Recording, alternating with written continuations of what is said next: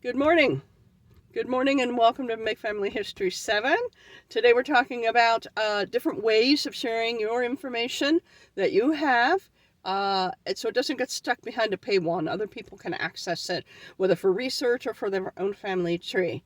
Now, it's sometimes not easy to find these things. Search for them online.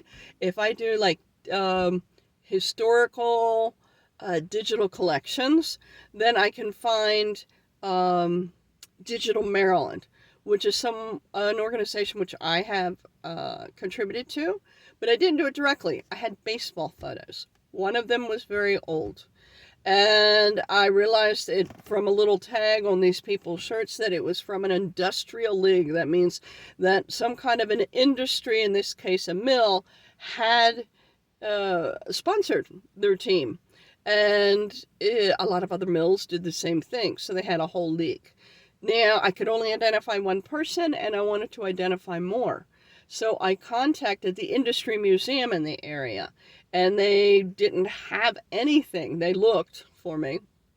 They said, hey, contact Digital Maryland. Digital Maryland didn't have anything that was directly related to my photo, but what really struck me, especially after they accepted not only that photo, but the other two as well, of the three teams, was that people don't realize that they have something of historical interest when they go through the parents and the grandparents' stuff. Okay? This was of interest to them. They didn't have pictures.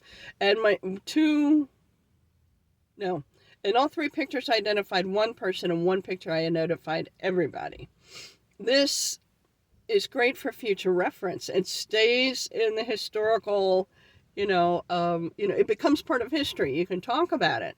People can research it and use it in a paper they're writing or in an article they're writing. So it's important to get that information there. If not, it disappears from history.